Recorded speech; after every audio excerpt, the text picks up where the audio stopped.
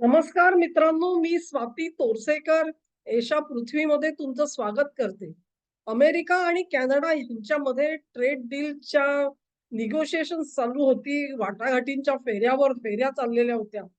वर्षाहूनही अधिक काळ कदाचित उलटून गेला असेल आणि दोन्ही टीम्समध्ये थोडंफार समाधान होतं, की कुठे ना कुठेतरी आपल्याला डील करण्यासारखी परिस्थिती येत चाललेली आहे.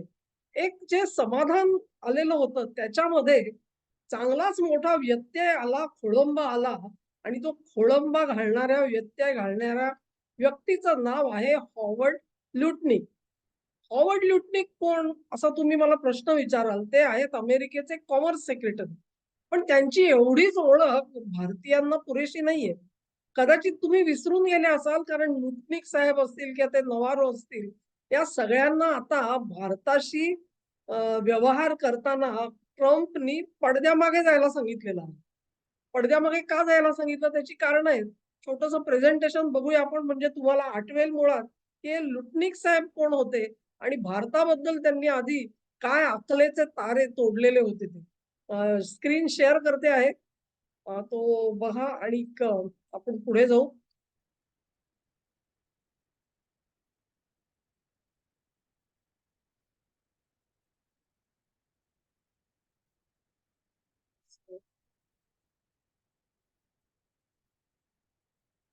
हे लुटनिक साहेब जे होते, ते भारताशी जेव्हा डील आणि त्याच्या वाटाघाटी चाललेल्या होत्या, आपले पियुष गोयल आणि त्यांची टीम, ही काही वेळेला अमेरिकेत पण जाऊन आलेली होती. त्याच्यानंतर ते लुटनिक साहेब जे आहेत, ते सतत त्याच्यामध्ये मोडता घालत होते. आणि त्यानंतर त्यांनी अनेक मुलाखती पण दिलेल्या तुम्हाला दिसेल. मी आज या व्हिडिओच्या खाली त्या लिंक टाकणार आहे. म्हणजे तुम्हाला प्रत्यक्षात दिसेल, की या लुटनिकने काय नेमके अकलेचे तारे तोडलेले होते ते.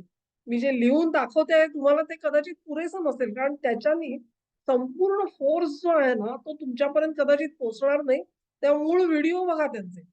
त्यांनी सांगितलेलं होतं, "India needs to stop listening to silly people," says Lutnick. हे इथे सगळे आधीच महाभयंकर ठोंबे बसलेले आहेत, जे कुठल्या तरी पागल माणसाचं ऐकतात, असा या लुटनिक साहेबांचा समज होता. आणि भारतीय तसं ऐकतात म्हणून आपलं डील भारताशी होत नाहीये, असा त्यांचा एक सोयीस्कर गोड समज झालेला होता. त्यानुसार ते बोलत तो एक काळ होता तुम्हाला आठवत असेल, तोंडाला येईल ते बडबडत होते. लुटनिक असेल नाहीतर तो नवारो असेल. त्याच्या पुढे त्यांनी जाऊन सांगितलं, की भारताशी जेव्हा डील होईनासं झालं आणि भारत काही त्यांना बधेना. ते बधत नाही म्हटल्यानंतर त्यांची जीभ आणिक सैल पडली आणि ते म्हणायला लागले, "there are some countries we need to fix." म्हणजे आम्हाला काही देश आहेत जगामध्ये त्यांना ठोकून सरळ करायला लागणार आहे. फिक्स म्हणजे काय? तुम्ही कसा फिक्स करता स्क्रू? स्क्रू फिक्स करता की नाही ठोकून. तसा भारताला ठोकून सरळ करायला लागणार आहे. त्याच्या त्या देशांमधली 2 नावं त्यांनी घेतली इंडिया आणि ब्राझील. म्हणजे ह्यांना जो अ, अणु धमक्या देतो, तो नॉर्थ कोरिया यांना फिक्स करावासा वाटत नाही. ज्या पाकिस्तानकडे अण्वस्त्र आहेत आणि तो धमक्या देतो, त्यांना फिक्स करायचं नाही. इराण धमक्या देत होता, त्यांना फिक्स करता यांच्या तोंडाला फेस आलेला आहे. आणि हे भारताला आणि ब्राझीलला सरळ करणार होते, टोकून सरळ करणार होते. These are the countries need to react correctly to America. म्हणजे काय? तर अमेरिका आज्ञा देईल आणि ची सरकार येस सर असं भारताने आणि ब्राझीलने यांना म्हटलं पाहिजे. They need to open their markets and stop taking actions to harm America. म्हणजे तुमची बाजारपेठ आम्हाला खुली करा. अमेरिकन मालाला ती थांबवू नका. थांबवली तर मग काय परिणाम होतील ते त्यांनी सांगितलं. स्क्रू जसा फिक्स करतात, तसा लुटनिक साहेब हातोडा घेऊन इकडे येणार होते फिक्स करायला. मग त्याच्यानंतर डील झालं नाही म्हटल्यानंतर ते म्हणायला लागले, "no, no, Modi did not call Trump, no. मी सगळं करून ठेवलेलं होतं, पण मोदींचा फोनच आला नाही आणि एक फोन त्यांनी केला असता तर सगळं झालं असतं. पण मोदींनी फोन केला नाही. त्याच्यामुळे हे डील झालं नाही. त्यानंतर आम्ही कितीतरी डील्स केली. एकही डील झालेला नाहीये मित्रांनो. एकही नाही. एकही जगातल्या कुठल्याही देशाशी डील नाही. यांनी एकतर्फी टेरिफ लादलेले आहेत आणि लोक त्याच्यामध्ये ऑपरेट करतायत. हरकत नाही. And later India called and said, "okay, we are ready." म्हणजे जेव्हा आम्ही प्रतीक्षा करत होतो की मोदी ट्रम्पला कॉल करतील, तेव्हा कॉल आला नाही. मग नंतर भारत आमच्या मागे लागला की नाही नाही, चला चला चला, आपण ट्रेड डील करू, ट्रेड डील करू. मग आम्ही म्हटलं, डील? कसलं डील? आता तर आगगाडी स्टेशन सोडून पुढे गेली. आता काय डील बिल नाही तुमच्याशी, असं कोण म्हणत होते? लुटनिक साहेब म्हणत होते. तारीख आठवते का तुम्हाला? सप्टेंबर 2025. आता आपण 26च्या सप्टेंबर पर्यंत येऊन पोहोचलाय. 1 वर्षापूर्वीच आहे म्हणून तुम्हाला आठवण करून देते. त्या त्यांनी काय अटी घातलेल्या होत्या लुटनिक साहेबांनी? अबॅन्डन रशियन ऑइल. कुठल्याही परिस्थितीमध्ये रशियाकडून तेल घ्यायचं नाही. Support America. म्हणजे अमेरिकेचं जे काही परराष्ट्र धोरण आहे तिथे होय महाराज, होय महाराज, ते टेबलावर फडकं मारणारे पाकिस्तानी नेते आहेत ना, ते जसे ट्रम्पला टेबल रोज साफ करून देतात. हा काहीतरी उष्ट खरकट तिकडे पडलेलं असतं, त्याचा आणिक काय पडलंय माहिती नाही, ते सगळं साफ करायला ते पोरे जसे ठेवलेत, तसं भारताने वागायला पाहिजे यांना. सपोर्ट इंडिया म्हणजे काय? This is what they mean. Stand by the dollar. डॉलरला कुठल्याही प्रकारची हानी पोचता कामा नये. का? तुम्ही तर एवढे सामर्थ्यशाली आहात, मग सांभाळा ना डॉलर तुमचा तुम्ही. कशाला भारत लागतो तुम्हाला? Stand by the dollar. आम्ही तर फूड हेल्प फायर कंट्री आहे तुम्ही म्हणालात, आणि यांची अर्थव्यवस्था मृतवत आहे, तर मग आम्ही काय डॉलरला सपोर्ट देणार? आम्ही नाही सपोर्ट देऊ शकत. Walk away from BRICS. BRICS कडे तुम्ही ढुंकून बघू नका, तिकडे फिरकूही नका. ब्रिक्स हा इव्हिल प्रोग्राम आहे, अत्यंत इव्हिल प्रोग्राम आहे त्याच्यामध्ये. आणि हे जर का केलं नाही तर तुमच्यावर 50% टेरिफ लावले जातील. या धमक्या होत्या. हा काळ होता सप्टेंबर 2025चा. India will come back to us in 2 months. म्हणजे आता जरी भारताने आमचं डील आम्ही सांगतोय हे सगळं करायला नकार दिला असला, तरी 2 महिन्यात त्यांचे पाय जमिनीला लागतील भारताचे. त्यांना ज्या वेळेला 50% टेरिफ भरायला लागेल आणि त्यांचे जे विक्रेते आहेत, सगळे एक्सपोर्टर आहेत, ते ठणाणं बोंबा मारायला लागतील, अर्थव्यवस्था बंद पडेल, मंदावेल, लोकांचे जॉब जातील, फॅक्टऱ्या बंद पडतील, तेव्हा या पंतप्रधानांना भारताच्या जाग येईल. आणि मग आम्ही सांगू तसं ते सॉरी ट्रम्प, येस सॉरी, तुम्ही सांगाल त्याच्यावर आम्ही सही करतो, असं मोदी म्हणणार. असं कोण म्हणत होते? लुटनिक म्हणत होते. काय स्वप्नरंजन आहे माणसाचं. कल्पना करा कुठल्या जगामध्ये राहतायत, त्यांना आपल्या समोर कोणता नेता आहे आणि त्याचं पॉलिटिकल कॅरेक्टर काय हे सुद्धा माहिती नाही. ही असली फडतूस माणसं नेमलेली होती तिकडे. Stop buying Russian oil, stop being part of BRICS, support United States and the dollar or face 50% tariff. ही धमकी होती. India has done something that rub the US the wrong way. आमच्या कातडीच्या खाली काही गोष्टी जातात. भारत काय करतं ते. कारण काय? तर भारत आपलं सगळं लष्करी सामग्री जी आहे ती रशियाकडून घेतो. आमच्याकडून घेत नाही, रशियाकडून घेतात. म्हणून यांना खेद आहे, खेद. भारताचा तिरस्कार करतात हे लोक. India is a part of BRICS, ते सुद्धा आम्हाला आवडत नाही. That is not really the way to make friends in America. तुम्हाला अमेरिका हा तुमचा मित्र म्हणून हवा असेल तर तुम्हाला ब्रिक्स मध्ये जाता येणार नाही. तुम्हाला रशियाकडून लष्करी सामग्री घेता येणार नाही. President Trump is calling this out. ही जी काय त्यांची भारताची वागण्याची पद्धत आहे, ही पद्धत डोनाल्ड ट्रम्प यांनी सगळ्या जगासमोर मांडलेली आहे. आतापर्यंत तुमचे राष्ट्राध्यक्ष सगळे काय करत होते? काय वडे तळत होते? हा लुटनिक जो आहे त्याची आधी बॅकग्राऊंड काय? हा एवढा भारताचा द्वेष का करतो?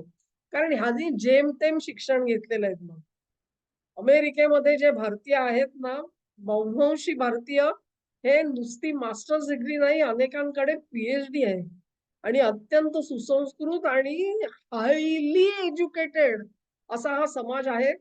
तुमच्या लोकसंख्येच्या मानाने 2% असतील ते, पण इन्कम टॅक्स 6% इन्कम टॅक्स अमेरिकेचा भारतीय भरतात. इतके वेल सेटल्ड लोक तिकडे आहेत. आणि यांना द्वेष असणारच, कारण यांना तिथपर्यंत पोहोचताच येत नाही या लुटनिकला आणि त्याचे जे पिट्टे आहेत त्यांना. तर हे काय करणार? ते हे भारताचा द्वेष करणार. आता ही बॅकग्राऊंड घ्या आणि आपण थोडा वेळ परत थांबवते. प्रेझेंटेशन परत जाऊ पाहिजेत आपण त्याच्याकडे. तर हे लुटनिक साहेब आहेत. कळलं तुम्हाला? आता आठवलं असेल 1 वर्षापूर्वी हे सगळं झालं. ह्या लुटनिकना डीलच्या शेवटच्या फेजमध्ये ट्रम्पनी कॅनडाकडे पाठवलं. त्याचाच अर्थ काय? ट्रम्पला डील करायचंच नव्हतं. डील करायचं असतं तर त्यांनी लुटनिकला पाठवला नसता. लुटनिकनी तिकडे जाऊन काय तारे तोडले?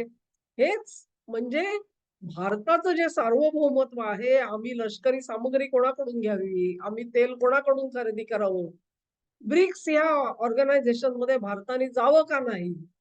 तो ब्रिक्स हा तर एक आर्थिक प्रोग्राम आहे. त्याचा आणि तुमच्या राजकारणाचा आणि पॉलिटिकल एम्सचा काय संबंध आहे? काही संबंध नाही.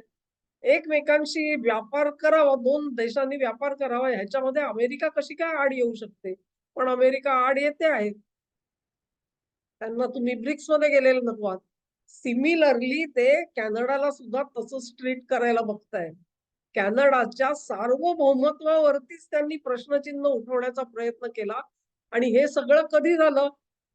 जे तुमचे कार्नी आहेत, मार्क कार्नी कॅनडाचे पंतप्रधान, त्यांनी स्पष्टपणे सांगितलं त्यांच्या वार्ताहर परिषदेमध्ये, की बोलणी अतिशय चांगली चाललेली होती आणि आम्हाला जरूर वाटत होतं, की हे डील आता होण्याच्या टप्प्यामध्ये आलेलं होतं. परंतु शेवटच्या टप्प्यामध्ये जी मंडळी आली अमेरिकेतून, त्या मंडळींनी सगळं टोन जो आहे तो फिस्कटवून टाकला. अ, आणि त्यांना विचारलं, की लुटनिकमुळे डील तुटलं का? तेव्हा मार्क कार्नी यांनी नाव न घेतलं नाही, परंतु त्यांनी असं सांगितलं, की कॅनडाची आमची सगळी टीम जी होती ती एकसंध होती, एक दिलाने काम करत होती. असं कुठलंही फील्ड नव्हतं, की बाबा ह्याला ही गोष्ट माहिती ती दुसऱ्यापासून आम्ही लपवून ठेवली होती. जे कोणी तिथे भाग घेत होते, प्रत्येक जण जो आवश्यक होता त्या कराराला तो तिथे हजर होता आणि त्याला सगळा भाग माहिती होता. कुठलीही गोष्ट लपवलेली नव्हती आम्ही आमच्या टीमकडून. पण अमेरिकन टीमचं तसं नव्हतं. म्हणजे थोडक्यात मॅककार्दी सांगतायत, की अमेरिकन टीममध्ये बेदिली होती, दुमत होतं. लुटनिक ज्या पद्धतीने बोलत होते, ते अमेरिकेच्या टीममधल्या मेंबर्सनाच पसंत नव्हतं. त्यांना ते कबूल नव्हतं. हे गोष्ट कार्नी सांगता आहेत. आणि मग आता प्रश्न असा येतो, की अमेरिकेने नेमकं कॅनडावरती कोणत्या अटी लादायचा प्रयत्न केला? खरं म्हणजे अमेरिका हा शब्द आपण बाजूला ठेवू. ट्रम्प यांनी लुटनिकच्या तोंडातून तिथे काय सांगितलं? असा प्रश्न येतो आणि परत एकदा आपण आता प्रेझेंटेशनकडे जाऊ, की तिकडे तुम्हाला दिसेल, की नेमकं काय झालेलं होतं ते, right?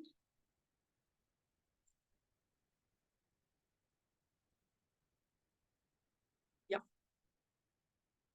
So if you see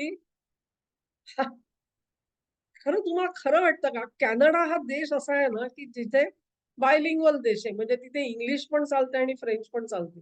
तुमच्यापैकी कोणी जर का कॅनडाचा व्हिसा म्हणजे वर्क व्हिसा असेल किंवा स्टुडंट व्हिसा घ्यायचा प्रयत्न केला असेल, तर तुम्हाला तिथे दिसेल, की ज्याला इंग्रजी नीट येतं त्याच्यासाठी काही मार्क आहेत. फ्रेंच येत असेल तर त्याचे ॲडिशनल मार्क मिळतात. मग तुमची जी धर्मपत्नी असेल किंवा बायको अप्लाय करत असेल तर नवरा. ह्यांना सुद्धा फ्रेंच आणि इंग्लिश येत असेल तर त्याचेही काही मार्क मिळतात वगैरे, वगैरे. ते ग्रॅज्युएट असतील तर आणि अशा पद्धतीने त्यांची मार्क सिस्टम आहे आणि त्याच्यात तुम्ही जर का क्वालिफाय झालात तर तुम्हाला तो व्हिसा मिळू शकतो. अशा तऱ्हेने कॅनडामध्ये फ्रेंच लँग्वेज जी आहे ती महत्वाची लँग्वेज आहे. इतकंच नाही तर तिथे ज्या वस्तू विकल्या जातात, त्या वस्तूंवरती जसं इंग्रजीमध्ये टिपण लिहिलेलं असतं, तसंच फ्रेंच भाषेमध्ये सुद्धा लिहिलेलं असतं. कारण त्यांच्यापैकी खूप मोठी लोकसंख्या जी आहे ती फ्रेंच बोलणारी आणि फ्रेंच संस्कृतीशी जवळीक राखणारी आहे. इतक्या वर्षांनंतर सुद्धा हे राखलं गेलेलं आहे, हे महत्वाचं आहे.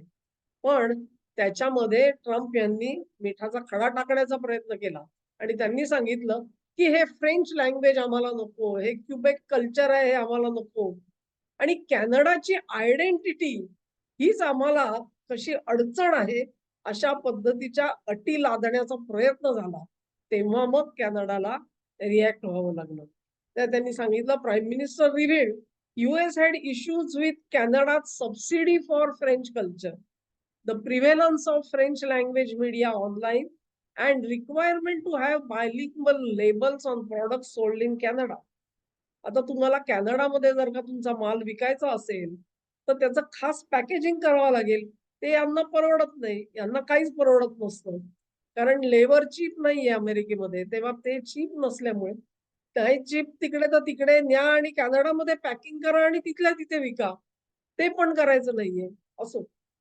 ऑटो इंडस्ट्री बाबतीत तर त्यांनी जे सांगितलं ते तर फॅन्टास्टिक होतं. म्हणजे अशा पद्धतीने, की कॅनडाचं कुठचंही व्हेइकल हे तिथे विकलं जाणार नाही. तिथे सगळे अमेरिकेचेच त्यांनी घ्यावीत. अशा पद्धतीच्या अटी घातल्या गेल्या. ऑटो इंडस्ट्री एक मोठा पार्ट आहे कॅनडाचा सुद्धा. परंतु अशा तऱ्हेने तुम्ही जर का ती मारण्याचा प्रयत्न कराल, कुठला देश एक्सेप्ट करणार आहे? त्यांना काय आहे, दिवाळखोरी उडवून घ्यायचे, तुमच्याशी ट्रेड डील करायचं, तुमचं माल खपवायचा आपल्या देशामध्ये, आपले सगळे धंदे झोपून घ्यायचे आणि मग दिवाळखोरी साजरी करा. तुम्ही काय आणि तुम्ही you will say I we are going to protect you. Protect कसलं आलंय हे? हे तुमची Canada cannot accept one sided tariffs that will deindustrialise our country. जे आता मी म्हणते ते. यांच्या अटी मान्य केला तर त्यांच्या देशातल्या फॅक्टऱ्या बंद पडतील. Now nor can we accept a bad deal. Instead we must continue the fight for tariff free trade. Tariff free trade नसेल तर तो डील करण्यात आम्हाला काहीही स्वारस्य नाही, असं कॅनडाने अखेर त्यांना सांगावं लागलं. मार्क कार्नी यांनी जे मी ज्या लिंक देते तुम्हाला, त्या लिंक वरची त्यांची भाषणं वाचा. त्याच्यामध्ये त्यांनी स्पष्ट सांगितलं, की अखेर हा आमच्या सार्वभौमत्वावरचा घाला आहे असं आम्हाला वाटायला लागलं. फ्रेंच कल्चर आणि फ्रेंच भाषेवरती आक्षेप का? तर तुम्हाला आठवत असेल ट्रम्प यांनी सांगितलेलं होतं, Canada is our 51st state. बरोबर आठवतंय तुम्हाला? ते 51वं राज्य आहे आमचं. म्हणजे अख्खा कॅनडा यांना घशात घालायचा आहे. आणि कॅनडा घशात घालायचा तर अडचण कसली तर ती फ्रेंच लँग्वेजची आहे. इंग्रजीची नाहीये. कारण अमेरिका ऑलरेडी इंग्रजी बोलते. तेव्हा अमेरिकेला फ्रेंच कल्चर नकोय आणि लँग्वेज नकोय म्हणून आधी कॅनडाने ती उडवून टाकायची. ती उडवून टाकली की मग हे तिथे जाणार आणि तिथे त्याला 51वं राज्य म्हणून प्रस्थापित करणार. हा प्लॅन होता आणि तो प्लॅन कार्नी यांनी उधळून लावलेला आहे. पण मॅटर्स तिकडेच नाहीयेत. मॅककार्नी यांनी स्पष्टपणे सूचित केलं, अशा पद्धतीने सांगितलं, की प्रकरण इथे थांबलं नाही. अमेरिका, आम्ही इतर देशांशी जी ट्रेड डील करतो आहोत, त्याच्यामध्ये सुद्धा हस्तक्षेप करू बघत होती. म्हणजेच अमेरिका आज काय म्हणते, की 27% कन्झम्पशन हे अमेरिकेकडे आहे. त्याच्यात कॅनडा ऍड केला तर ते पर्सेंटेज मोठं होणार नॅचरली. आणखी समजा 5 ते 10% समजा आपण त्याच्यात ऍड केली, it becomes a sizeable chunk. तेव्हा अमेरिकेला चांगली डील पाहिजे, फेवरेबल डील पाहिजे म्हणून कॅनडाचं कन्झम्पशन पण आपलं कन्झम्पशन म्हणून दाखवायचं. मग आपल्याला जगातल्या इतर देशांना कसं वाकवता येईल हे कॅल्क्युलेशन आहे. तेव्हा कॅनडाने सांगितलं हे आम्हाला जमणार नाही. आम्ही आमची जी डील्स आहेत इतर देशांची ती चालू राहतील. कुठली डील खपतायत डोळ्यामध्ये, कुठली सलतायत, खपत नाहीयेत, सलतायत. खपत नाहीये ते चीनचं, सलतंय ते भारताचं. कळलं? तेव्हा कॅनडा भारत हे डील जे आहे ते या वर्षाच्या अखेरीपर्यंत फायनलाइज होईल अशी चिन्ह दिसत असताना त्याच्यात मिठाचा खडा टाकण्यासाठी म्हणून ट्रम्पनी लुटनिकना शेवटच्या फेरीमध्ये वाटाघाटीसाठी बसवलं, हे आपण सेफली म्हणू शकतो.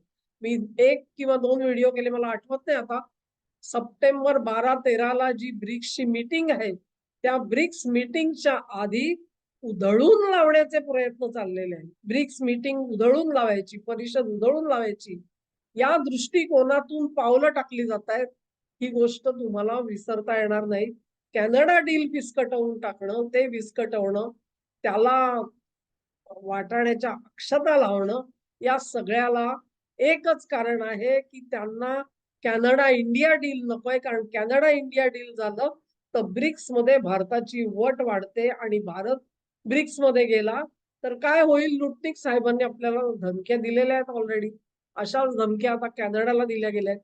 परंतु या व्हिडिओमधून मी कॅनडाचे पंतप्रधान मार्क कॉर्नी यांचं जाहीर अभिनंदन करते, की असल्या टगेपणाला त्यांनी प्रत्युत्तर दिलं, खंबीर राहिले आणि आपल्या स्वतःच्या देशाच्या हिताचा विचार करून या सगळ्यांना भीमटोला लावला. यासाठी एक फार मोठं धैर्य लागतं हे सगळं करण्यासाठी. कारण तुम्हाला आपण जरा लांब आहोत, पण अमेरिका आणि कॅनडा यांची सीमा किती विस्तीर्ण आहे याचा विचार करा तुम्ही. विस्तीर्ण आहे आणि जर का काही असा तसा प्रश्न आला तर कॅनडासाठी तो एक खूप मोठा हादरा बसू शकतो. पण त्या सगळ्याला न बघता त्याच्या न जुमानता ट्रम्प पुढे आम्ही झुकणार नाही असं बाणेदारपणाने उत्तर मॅककॉर्नी यांनी दिलं. त्यासाठी त्यांचं पुन्हा पुन्हा त्रिवार अभिनंदन करते. हा व्हिडिओ तुम्हाला आवडला असेल तर लाईक करा, शेअर करा, चॅनेलला सबस्क्राईब करा आणि सहकार्य असंच चालू ठेवा. नमस्कार.